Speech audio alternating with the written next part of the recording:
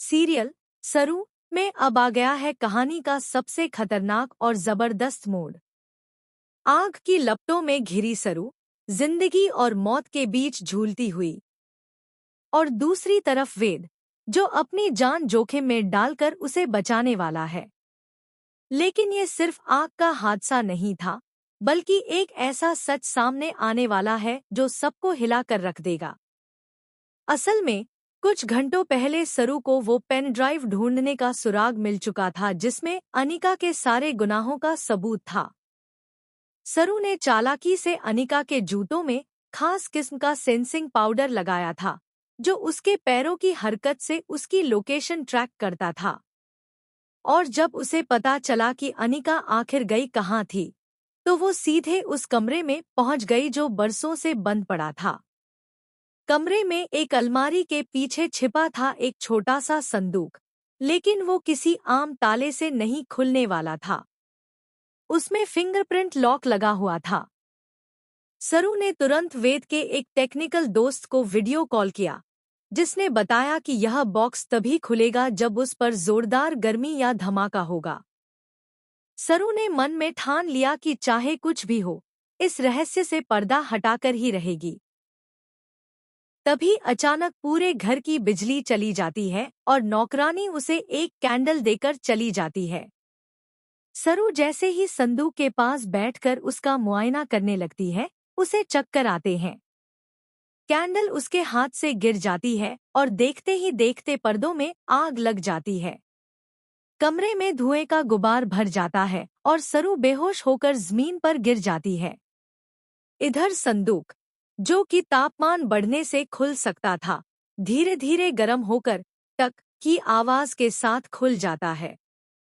अंदर रखी होती है वही पेन ड्राइव, अनिका के गुनाहों की कुंजी।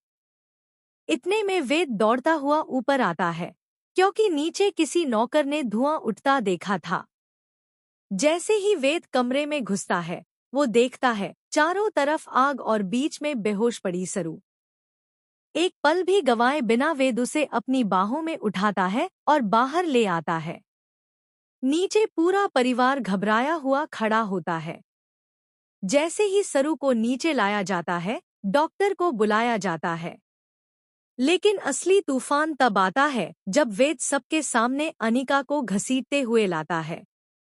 वेद की आंखों में आंसू हैं, लेकिन साथ ही है आग का गुस्सा। वेद दहाड़ता है, अब और नहीं। अब एक और झूठ, एक और धोखा बर्दाश्त नहीं करूंगा। जिस औरत ने मेरी माँ को अपमानित किया, मेरी बहन की इज्जत से खेला और अब सरू की जान लेने की कोशिश की, उससे मैं शादी नहीं करूंगा। हाँ अनिका, तुम ही वो औरत हो। तुम्हारे जैसा चेहरा देखकर अब नफरत आती है मुझे। सन्नाटा छा जाता है। तारा की आंखों से भी आंसू बहने लगते हैं। सरू अब धीरे धीरे होश में आती है और अपने कांपते हाथों से पेन ड्राइव निकालती है। सबके सामने वीडियो प्ले किया जाता है, जिसमें अनिका की हर चाल, हर षड्यंत्र कैद है।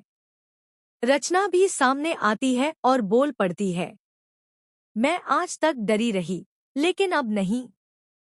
अनिका ने मेरी जिंदगी बर्बाद की। और सरू, इसने आज हम सबको बचा लिया। दादी का चेहरा सख्त हो जाता है। वो गुस्से से कहती है, अब ये लड़की हमारे घर में एक पल भी नहीं रहेगी। अनिका, तुम हाथ से निकल चुकी हो। इतना सुनते ही अनिका का चेहरा पीला पड़ जाता है। वो तिलमिलाकर सरू की तरफ बढ़ती है और उस पर हाथ उठाने ही वाली होती है कि तभी बीच में आकर तारा उसका हाथ पकड़ लेती है। तारा गरजती है, हिम्मत कैसे हुई तुम्हारी? जिस लड़की ने अपनी जान की परवाह किए बिना हमें बचाया, उस पर हाथ उठाने चली थी? और फिर एक जोरदार थप्पड़ जड़ दे।